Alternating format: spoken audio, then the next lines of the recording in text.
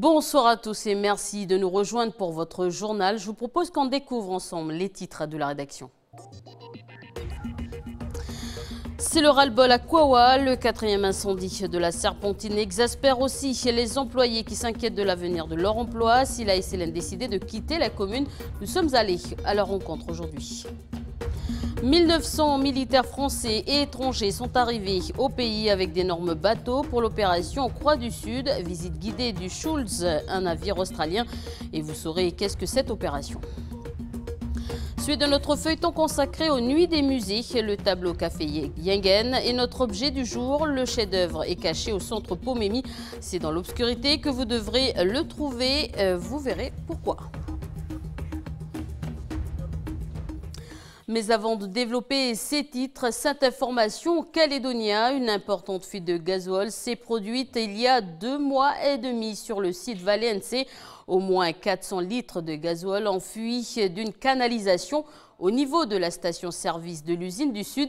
C'était le 28 février dernier. Valais n'a fait à l'époque aucune communication publique sur cette affaire. La société assure avoir pompé les 400 litres de gasoil dans les eaux souterraines et affirme que l'incident n'a aucune conséquence sur l'eau courante. La station concernée a été fermée et une tranchée a été creusée. Mais on apprend aujourd'hui que cette fuite n'était pas la première. L'inspection de la DIMINC révèle un incident similaire non déclaré en septembre dernier. Et de son côté, Ensemble pour la planète, une fuite non signalée mentionne une fuite non signalée en 2015. On écoute Martine Corneille, présidente de PLP.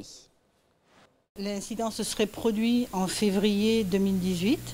Nous observons cependant que dès 2015, une fuite du même type était intervenue, qui n'avait pas obtenu de suite, on va dire, réglementaire de la part de la province.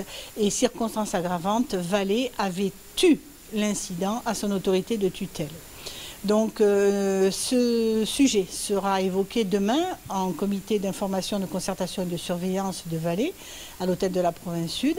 Et EPLP a un certain nombre de questions à poser.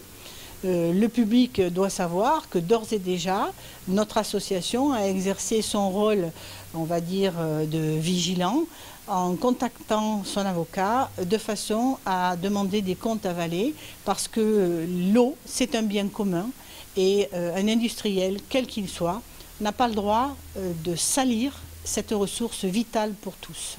Voilà des propos recueillis par Falaï Wedje. Suite aux derniers incidents, la DIMINC a pointé une non-conformité de stockage d'hydrocarbures. La province Sud a mis en demeure Valais et exige entre autres des diagnostics précis et des plans d'action.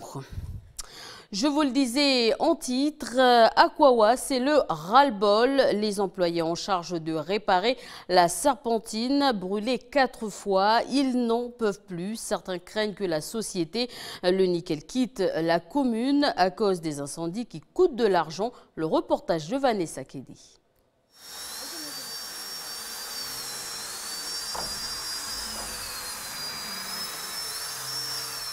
Ben là, ils sont en train de brosser les câbles là. En tout, il y a 45 câbles. Comme c'est une tapis ancienne, donc pour marier avec, pour vulcaniser avec la bonne neige, il faut le brosser à blanc. Vous voyez que c'est bien blanc les câbles. Donc c'est pas évident comme travail. Il y a la poussière, c'est pénible, mais voilà, il faut qu'on brosse à blanc. Pour Nipi et son équipe, ces gestes sont devenus un rituel. À chaque fois que la Serpentine part en fumée, cela demande des efforts supplémentaires et aujourd'hui, les équipes sont épuisées. On est des humains, on a des limites. Et arrivé à un moment donné, on va se fatiguer. Peut-être qu'on va se blesser au travail parce que refaire les mêmes travaux, les mêmes manutentions, ça peut susciter aussi des difficultés derrière. Or, pour le moment, il faut que la production reprenne. Chaque annonce d'un nouvel incident sur la Serpentine, Nipi et ses collègues apprennent avec désolation cette nouvelle. Pourtant, ils ne baissent pas les bras. C'est vrai que cet incendie-là, au début, lorsqu'on a su la nouvelle, c'est démoralisant. Mais quand on réfléchit bien, oui, au début, on est un peu, le moral il est à bas. Mais voilà, après, on a besoin du minerai de Kwawa à l'usine. Donc le plus tôt possible, il faut faire marcher la serpentine. Demain, les travaux devraient être terminés. Les 365 mètres de serpentine brûlée vont pouvoir d'ici jeudi acheminer le minerai normalement. Aujourd'hui, les équipes sont inquiètes du devenir du site. Regardez cette fois-ci cette image, vous l'avez peut-être aperçu ce week-end, c'est le Zhuli, un bateau chinois. Le navire se rend vers le Quai Trader. Alors quelles sont ses missions? Nous en saurons plus ce vendredi selon le Haut Commissariat. Barrage levé aujourd'hui après 15 jours de blocage sur la route du chantier de l'hôpital de Lille-Nou à Nouville. Les habitants du squat du coin attendent toujours des réponses du gouvernement. Pareil pour les 300 employés du chantier qui menacent d'un nouveau blocage. Les explications de Duke Menango. Depuis 2 semaines, en face du Sénat coutumier du pays et non loin du lieu où Emmanuel Macron a prononcé son discours officiel, un collectif d'une trentaine de familles d'habitants de Nouville ont mis en place des blocages à répétition. Depuis 2 ans, l'association Les Trois Flamboyants, dédiée squat de Nouville, attend des autorités des réponses quant à une demande de compteur d'eau, mais aussi une garantie vis-à-vis de leur situation face à l'avancée des travaux des chantiers de la clinique Magnin et autres projets immobiliers sur la zone. Le collectif nous assure avoir contacté par téléphone et courrier le gouvernement de la Nouvelle-Calédonie, mais depuis, aucune réponse. Pour se faire entendre, il bloque une nouvelle fois la route donnant accès à ces gros chantiers. Déjà qu'il y a un dialogue, j'entends qu'ils nous disent qu'il y a des réunions, il y en a qui disent qu'il n'y a pas de réunion. Au moins, parce qu'on a entendu que Madame la maire elle avait donné l'autorisation pour mettre l'eau. Et maintenant, ce gouvernement, je ne sais pas ce qui se passe là-bas, ça bloque de ce côté-là. Même le OCA, il n'a pas de nouvelles. Voilà. Tout le monde se pose des questions, pourquoi c'est aussi compliqué de mettre un compteur d'eau. Directement impactés par ces blocages et lassés de la passivité des autorités, les entrepreneurs haussent le ton et menacent de bloquer à leur tour la route principale de Nouville. Mercredi, c'était bloqué. Mercredi 2, on est aujourd'hui le 15. Depuis le 15, il n'y a personne qui travaille ici. Alors tous les bonhommes qui sont là, ils ont besoin de manger, ils ont besoin de sous. Donc on bloque l'accès au travail. Donc nous, ça va être clair. On est 300, on a fait le compte l'autre jour, on est 300 et 350. Moi, je trouve ça dommage. Ils auraient pu venir et puis bien en discuter avec l'ensemble des promoteurs qu'il y avait ici. Bloquer comme ça, c'est pas bien. C'est pas bien parce que on est aussi capable de le faire et ça pourrait monter méchamment et pour rien du tout. Ça fait 2 semaines là, jour pour jour, et on est en train d'attaquer la 3e semaine. Nous, on a préféré rien faire parce qu'on comprend un peu leur demande. Mais nous aussi, on a des hommes et des femmes qui travaillent, des enfants, des familles derrière. On ne peut pas continuer à laisser ça comme ça. Il n'y a pas plus méchant qu'un père de famille qui veut nourrir ses enfants. Voilà. Avec la médiation des renseignements généraux et des agents de la police nationale, le barrage a pu être levé ce matin vers 8 h. Contacté par téléphone, le gouvernement du pays nous assure que des discussions sont bien en cours, mais qu'aucun commentaire ne sera fait sur cette situation à Nouville. En attendant, le collectif de Nouville et les entrepreneurs promettent de durcir le mouvement si cette situation perdure. Les retraités aussi dans l'attente, le complément retraite et la carte senior toujours au point mort. Des revendications qu'ont mis sur la table du gouvernement les retraités depuis près d'1 an. Aujourd'hui, ils demandent des réponses rapides. Écoutons Bruno Eouéa, porte-parole de l'Union syndicale des retraités. On a travaillé avec le membre du gouvernement en charge de ce secteur, Christopher Gigès, qui en tout cas a eu le mérite de beaucoup travailler avec nous et de mettre en place, je dirais, cette proposition de projet de loi pour l'indexation. Parce que vous savez qu'il faut un projet de loi qui passe au gouvernement collégial, c'est-à-dire qui doit être inscrit à l'ordre du jour du gouvernement. Et le problème qui se pose aujourd'hui, c'est qu'il n'arrive pas à l'inscrire à l'ordre du jour du gouvernement aujourd'hui. parce que pour X raisons, je sais pas, le président du gouvernement n'a pas l'air de vouloir l'inscrire à l'ordre du jour. Donc à chaque fois c'est retoqué et puis beauté en touche, et tant qu'on n'arrivera pas à le mettre à l'ordre du jour du gouvernement, il sera difficile de l'envoyer au Congrès pour vote du projet de loi. Donc si on est en train de tourner en rond. Autre actualité, 1900 militaires français et étrangers de 10 nations différentes ont débarqué au pays depuis lundi. 11 jours sur le territoire, ces hommes sont là pour l'opération Croix du Sud. L'exercice commence la semaine prochaine, c'est le plus important depuis des années. Alors qu'est-ce que cette opération? Écoutons le général Thierry Marchand des Forces armées de Nouvelle-Calédonie au micro de l'INSEE Ouammou. La Croix du Sud, en fait, c'est un exercice qui a lieu tous les 2 ans en Nouvelle-Calédonie, qui est organisé par les Forces armées de Nouvelle-Calédonie et qui regroupe plusieurs pays de la région, cette année une dizaine, autour d'un thème d'exercice qui est une intervention dans le cadre de l'aide humanitaire qui peut arriver dans un pays suite à un événement naturel ou un désastre naturel particulier et qui fait qu'on a besoin d'intervenir au sol pour aider les populations. Ces militaires sont arrivés dans 12 navires, 14 aéronefs. Nous vous proposons ce soir de monter à bord d'un de ces engins, le Schultz, le navire australien. Allez, visite guidée par l'INSEE Ouammou.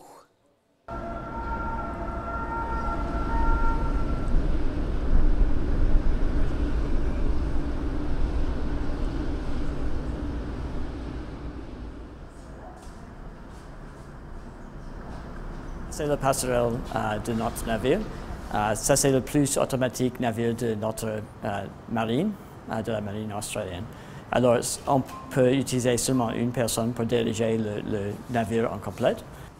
Si on dirige le navire, on reste ici avec tous les contrôles du navire ici. Puis, on a le radar et la carte là-bas, la carte électronique. Okay, ici, nous avons le pont de cargo. Il y a 2 grues qui peuvent lever chacun 30 tonnes de véhicules ou n'importe quoi. Alors, ça ici, ça c'est pour les lumières, pour les hélicoptères.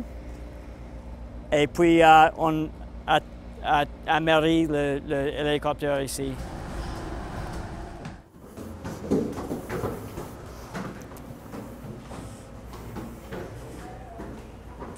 Toujours les escaliers dans ce navire.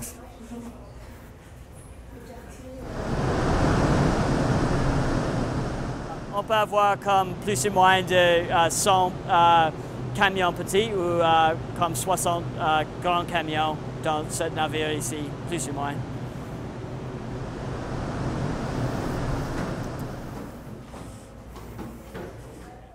Ça, c'est une des chambres où tous les gens vont pour dormir, tous les soldats qui viennent de notre navire. On peut avoir comme 300 soldats. Pour cet exercice, nous serons pleins avec 300 soldats, en principal français, mais il y a aussi des Américains et des îles Pacifiques. Il y a beaucoup de pays. Je vous l'ai dit, l'opération Croix du Sud commence la semaine prochaine. Le 20 mai, les militaires seront à Koné, Koumak et Poum pour une opération aéroportée et débarquement amphibie. Le lendemain, c'est-à-dire le 21 et le 22 mai à Koné pour une phase d'évacuation de la population sinistrée. Et enfin le 23 mai à Poum pour un débarquement amphibie. Je vous le disais en titre, suite de notre feuilleton consacré aux nuits des musées, le tableau Café Yengen est notre objet du jour. Le chef-d'œuvre est caché au centre Pomemi. C'est dans l'obscurité que vous devrez le trouver. Un reportage d'Océane Zobler.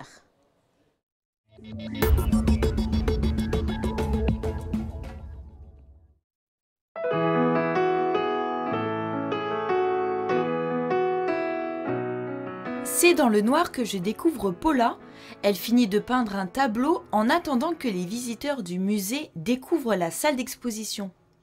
Si vous voulez, je vais vous montrer une de mes toiles et vous raconter son histoire. On y va? Voilà, On va arriver au tableau, c'est le tableau que je voulais vous présenter ce soir.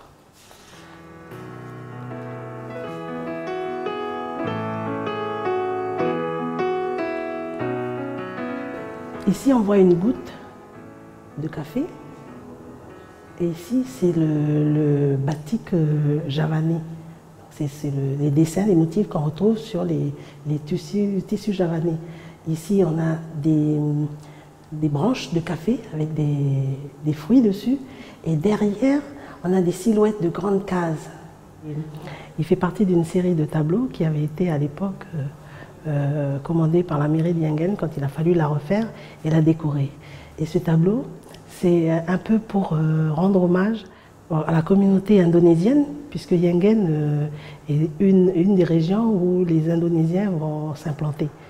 Aujourd'hui encore, il existe des familles qui sont issues de ce peuplement-là, de ces migrations-là, et qui sont aussi parmi les membres de ma famille. Pourquoi le café? Parce que mes souvenirs d'enfance, c'est aussi le café. C'est les odeurs, c'est les couleurs, c'est les jeux quand on était enfant. Ça se faisait un peu partout sur le territoire. Et la goutte, parce que quand on passe le café, on fait du goutte à goutte. Je ne sais pas si vous avez déjà remarqué, mais ça tombe tout doucement. Ça passe à travers le petit tamis là, et ça tombe tout doucement. C'est un peu cette goutte-là qui est représentée ici. Voilà. C'est certes du café qui a certainement été amené par les colons, mais finalement, ça fait l'identité d'une partie de la population calédonienne. Aujourd'hui, nous sommes un peu les passeurs de temps, et ce sont nos objets, nos danses, nos sculptures, nos peintures qui serviront après à passer aussi la mémoire aux autres générations. En tout, 7 peintures de Paula sont exposées au Centre culturel Pomemi dans le cadre des Nuits des musées. Pour cette exposition des femmes, d'autres artistes ont aussi exposé leurs œuvres, une exposition que vous pouvez admirer jusqu'au 28 mai.